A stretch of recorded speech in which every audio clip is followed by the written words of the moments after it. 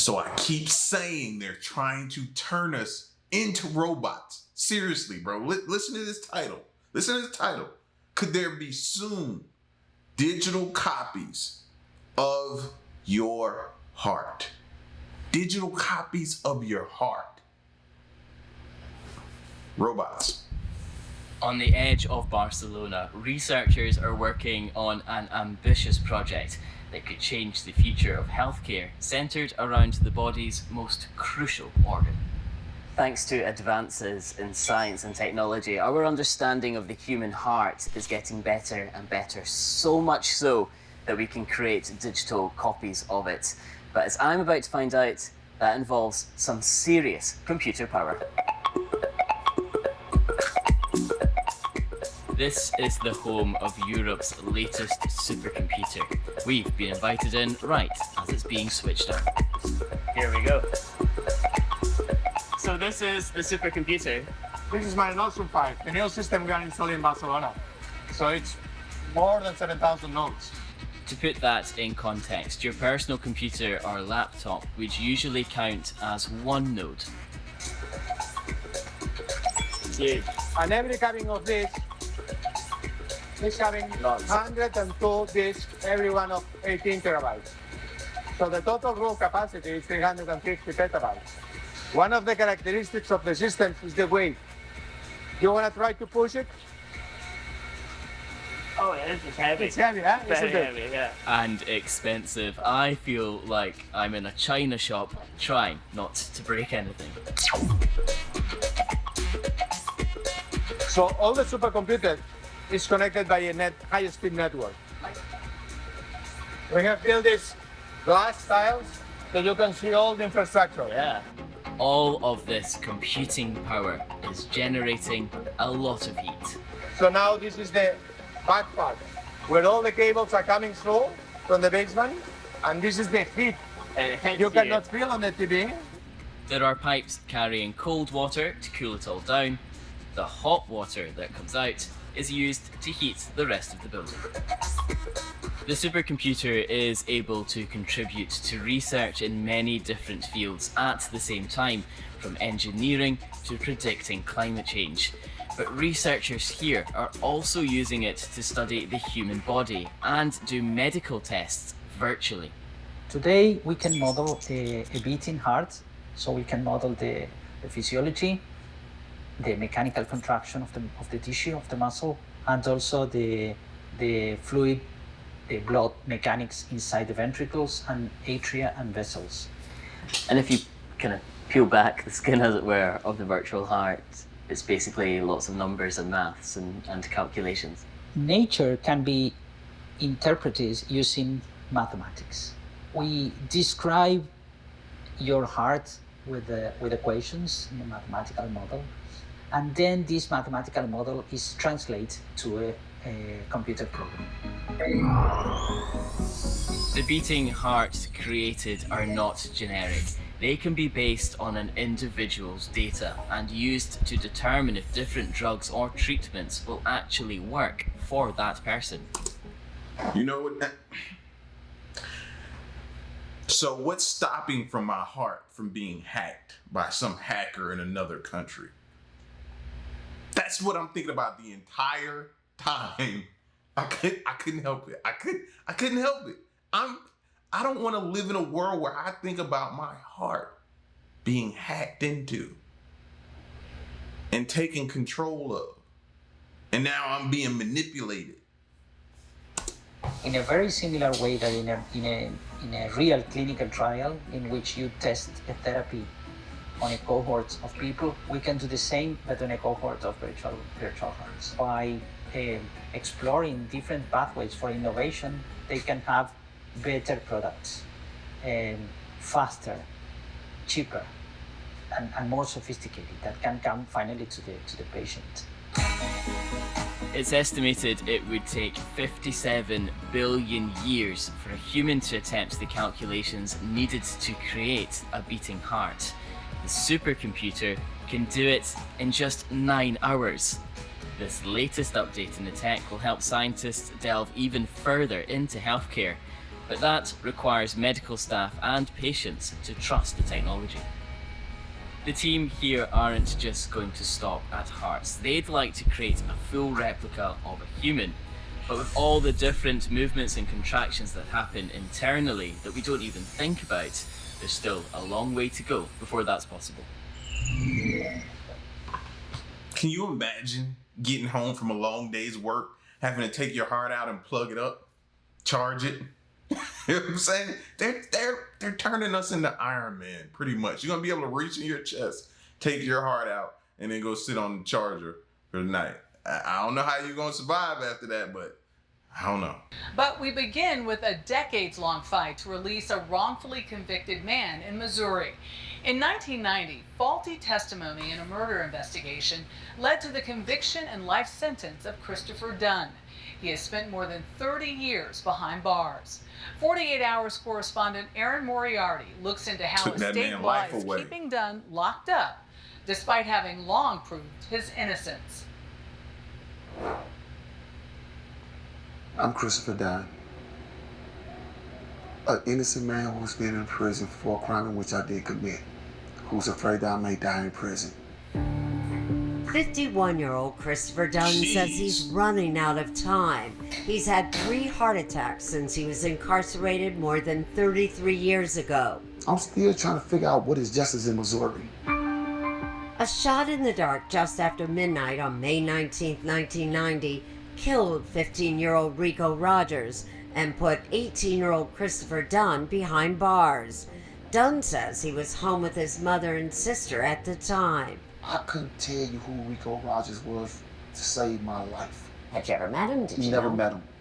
But 2 other teens with Rogers, Michael Davis, then 12 years old, and 14-year-old Demoris Stepp, told police the shooter was Dunn. Did Rico tell people he had fought with you? I heard the witness say this, but the thing is, I wasn't the person that he had to fight with.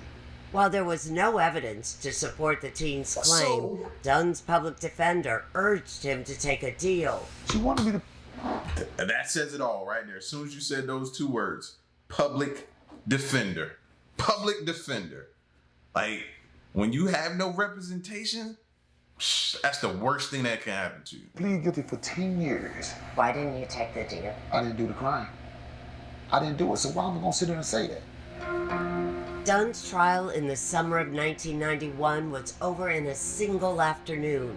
The prosecution presented no motive, no weapon, no physical evidence, just the 2 teenage witnesses. They never had nothing. Only thing that linked me to this crime was the testimony of these 2 little guys. And when it was the defense's turn, My lawyer never called no witnesses, not even my family, to testify for me. I went to trial without a defense, without technically a lawyer. the jury was back in less than 45 minutes. Goodness. Guilty. It was like my world just fell in front of me. I didn't see anything else but darkness. 8 years later, Kira Kaywood, a writer and editor for a magazine called Justice Denied, looked at Dunn's case and was troubled by the original witness statements. Their testimonies didn't match, but by the time they got to court, everything matched. And so it was clear to me, reading it, that these young men seemed to have been coached. Her article was published in 2000. It felt like hope. It felt like hope for the first time. And then in 2005, Dunn got a surprise in the mail, a signed and sworn affidavit from one of those teens, Demoris Stepp. Dunn was not the shooter, Stepp wrote. Stepp said that he had been facing serious charges of his own and got a deal in return for his testimony.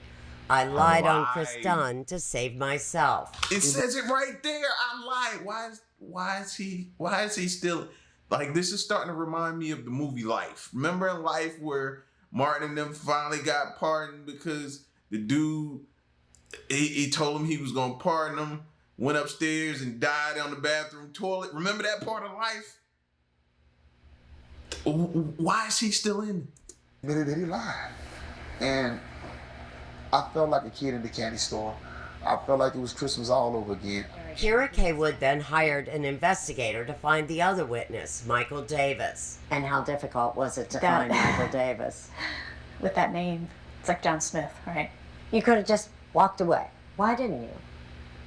Well, I was there because I believed in his innocence, and I couldn't, in good conscience, turn my back on someone in that situation.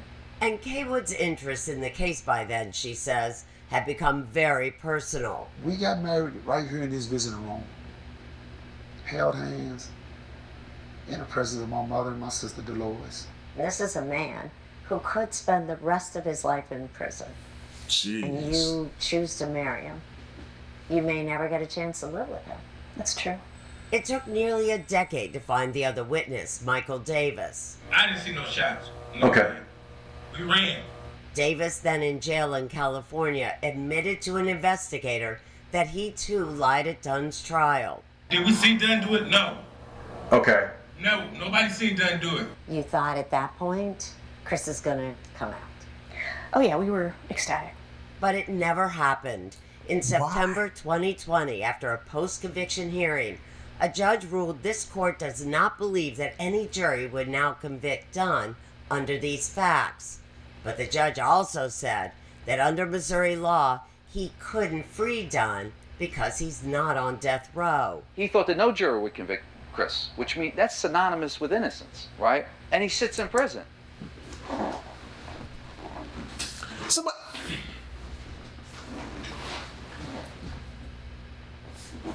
Somebody make sense of the justice system for me, please. Please, somebody, anybody.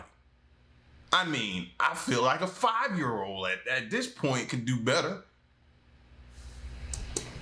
It's like a gaping hole in Missouri jurisprudence. Justin Bonus, a New York attorney, is now working with the Midwest Innocence Project to get Dunn out. He sits in there. He won and he lost at the same time. Under Missouri law, this is the only person who can at this point ask a court to vacate Dunn's conviction. The St. Louis Circuit Attorney, Gabriel Gore. Aren't you, in fact, Christopher Dunn's best hope, if not his last hope, for ever getting out of prison, as it stands right now? I agree with that. It's this country is kind of built on the premise that, better that a guilty man go free than that an innocent man be convicted. So, of course, that's something that concerns me. Well, Aaron, right now, my life is in his hands. And all I'm asking you now is to give me a fresh shake. Jeez. Coming up, how smuggling at the border is leading to increasingly dangerous high-speed pursuits. This is Eye on America.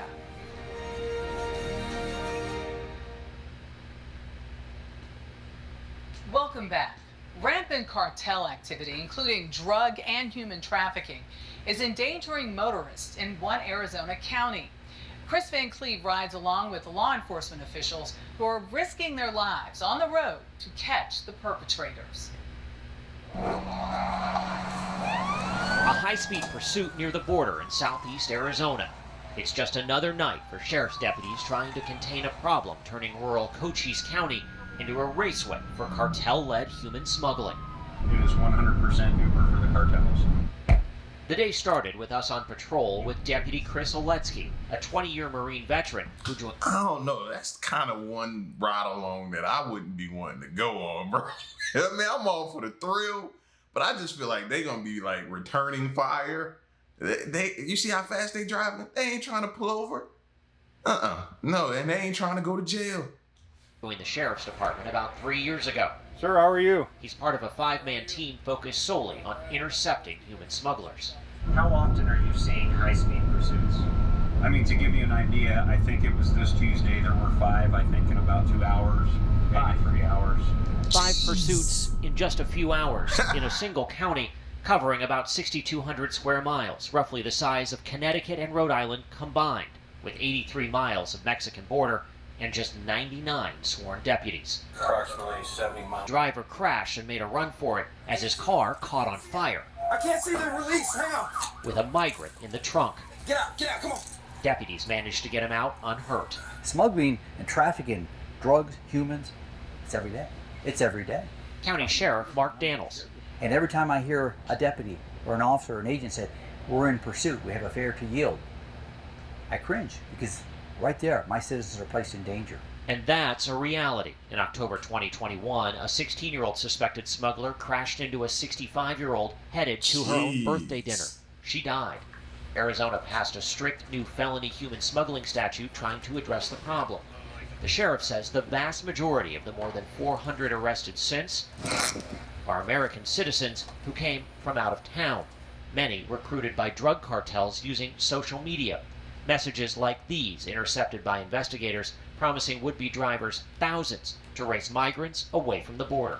We have over 100 juveniles in the last 18 months that we've apprehended in this county, smuggling, all the way to the age of 13 and 12 years of age. Down here, driving grandma's car, a friend's car, or mom and dad's car, down here. And it's social media. I have eyes on Spike location. We witnessed this firsthand. Investigators, he was directed to pick up 3 migrants in the desert after responding to a message on TikTok. Was it an advertisement? It was like an advertisement, What was that advertisement like? It was just showing money. What is that doing to the quality of life in this county? There's no respect for human life going on. Cartels don't care about America. They don't care about you and I or anybody else that they're exploiting. They care about that dollar bill and power. It's a deal with the devil. It's a deal with the devil. Back with Deputy Oletsky, as night fell, the team pulled over this car for speeding as it entered the town of Tombstone. The 23-year-old... Seen the way he walked up, slowly looking out the side a little bit? Driver was from 3 hours north in Phoenix. In the back, an undocumented migrant. And I'm sorry that I did this, and I'm sorry I'm sitting here wasting you guys' time. We're heading southbound. Just minutes later, we were racing to intercept a suspected smuggler after the speeding vehicle refused to stop. Border Patrol ended up in a pursuit. That vehicle fled from Border Patrol. The goal is to stop the SUV before it gets into town. As the police pursuit approaches, Oletsky lays down a spike strip. It's now where what had become routine became anything but. And the life and death consequences this community faces became instantly real. Hang on. You went down over the edge. You went over the edge. Stay where you are. Just stay where you are. We flagged down this passing Border Patrol agent who called for help. This is dangerous work. After spike stripping that fleeing SUV, our deputy slipped and fell off the embankment here about 10 feet down onto concrete. He's going to have to be airlifted to a hospital in Tucson. The driver, 47-year-old Bernadette Fagua of the Phoenix area, was arrested a couple of miles up the road. The spike strip took out 3 of her tires. At least 6 suspected migrants ran from the scene. Why didn't you stop for the police? She's charged with human smuggling and DUI and will likely face additional charges. Man, you know a lot of people doing this stuff for money. Simple and plain. Money. It's hard out here right now. And unfortunately, some people are like, they think they have no other choice. Some actually don't have any other means of getting money. And these advertisements are just showing up on their phone during these times. Like, this stuff is getting bad out here, man. Stemming from Oletsky's injuries. One of your deputies was almost killed last night. Yeah. You make you angry? It pisses me off because we've been talking about this for almost 3 years. I've testified in front of Congress. I've met with anybody that'll listen to us. And every day that goes by, I see another tragedy. You've got these folks that are hell-bent on getting away. Would it be safer to not pursue? We have revised our pursuit policy. True. We have revised our operational, our interdiction. You name it, we've done it. But when you have a car going 100 miles an hour and you turn your head and go their way and they kill a family, how do you live with yourself? You can't. Facts. Ahead, can increasing affordable housing access solve homelessness in Los Angeles? That story is next. Our show with a look at efforts to curb the homelessness crisis in Los Angeles. The city experienced a 10% rise in people living on the streets in 2023, but officials have been taking action. I recently spoke with the Los Angeles mayor, Karen Bass, about how her administration has addressed the issue in her first year in office. Have we gotten Los Angeles Mayor Karen Bass ran and won. Video wouldn't stop. Have we gotten an update yet on where did all of those homeless people go? Largely on a single campaign promise. We are going to solve homelessness. To house about a third of our city's 46,000 homeless by year's end. What I did on day one of my administration was put the city in a state of emergency. That kicked off her housing relief program, Inside Safe. The city reported the initiative brought nearly 2,000 people off the street. That, combined with other homeless relief programs, got nearly 22,000 Angelenos into temporary housing. That's 5,000 more than last year, with an eye towards major upcoming events in the city. I am hoping that all of the energy around the World Cup and the Olympics will bring the city together in a way that says we can't have the world come here and see 46,000 people sleeping on the street. We have dispelled the myth that people who are on the street will not leave the street. And so we have not had a problem of people accepting housing. Getting people into temporary housing is one thing, keeping them housed another, and $67 million in, only 3,500 of the unhoused have found permanent places to live. The problem? There just isn't enough affordable housing stock, making it nearly impossible to find placements for those running out of time in temporary units. How do you increase the stock? It's crazy how they took all, was y'all paying attention to that? They took all of those containers and turned them into apartments, man. Like, they was just stacking them like Legos. Available. Well, we have to build it. But my point is that I don't want people waiting on the streets in tents while we're building.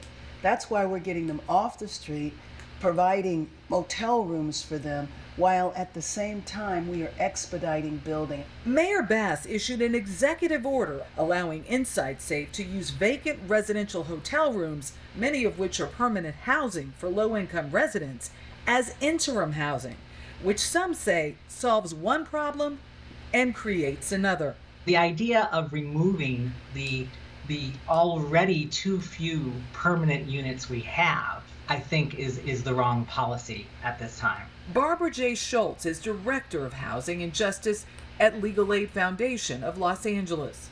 According to the city's own housing element, we need 456,000 more housing units to meet the need in the city of Los Angeles.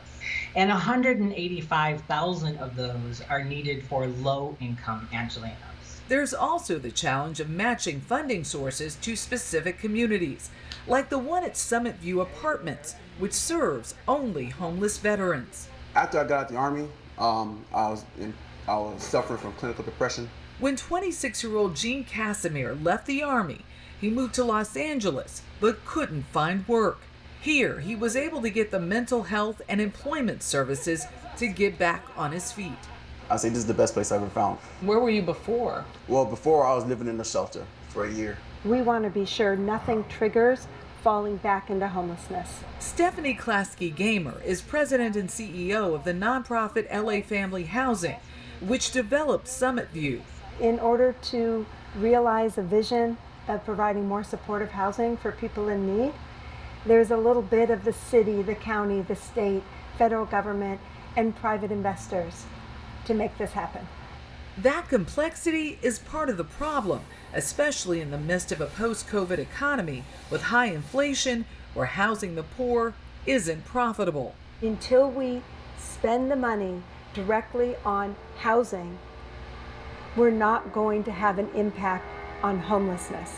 I don't believe that we have done all we should have done as a nation. Secretary Marcia Fudge at the Department of Housing and Urban Development is trying to streamline that process. The Biden administration has put a pretty lofty goal on the table to reduce homelessness by 25%. Yeah, but now you got the migrant issue, which is very, very bad right now, plus the homelessness issue.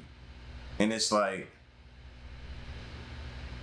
we're stacking up problems, bro. Just like they were stacking up those houses, we're stacking up problems. Like, how are we gonna fix this? And then we still have more and more migrants showing up every day. Like, this is gonna get, they talking about it's gonna get bad before it get better. It's worse. By 2025, is that too aggressive? I think it's ambitious. I don't think it's impossible.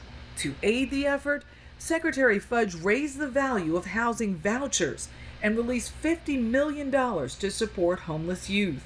We are doing all we know how to do because we understand that young people in particular, if they don't start to look at home ownership as an option, they may never be put in a situation to start to build the kind of generational wealth that our parents built. But those measures may only fulfill their potential with more permanent housing. We cut down the time it takes to build. So, for example, what used to take months in terms of permits now takes 37 days. If you are coming to Los Angeles to build 100% affordable housing, you essentially break through a lot of the barriers and we expedite your building. She's additionally sponsored 2 more bills in the state assembly to do that. It will allow us to use a lot of city property. So we have city, state, county, federal property that is either vacant or is available for us to use. So we don't even have to be involved in purchasing property. It's to expedite the building on public lands. Which is critical to organizations like LA Family Housing. This site itself was formerly owned by the City of Los Angeles. They made surplus properties owned by the City of LA available to developers. And also ensuring an equitable housing landscape. If we just continue to only build in places where low-income housing has always been, we end up segregating poverty and segregating people in a way that is really contrary to the fair housing law. People are legitimately frustrated in this city. Voters were frustrated, angry, and demoralized because voters have voted on 3 occasions to raise their own taxes. And every time they voted to raise their taxes, the problem got worse because even though the city was building as fast as they could, the city was becoming more and more expensive. So it's critical that I take and my administration takes a comprehensive approach. The clock is ticking for the mayor who promised to curb a crisis not just faced by the City of Angels, but one that plagues the nation.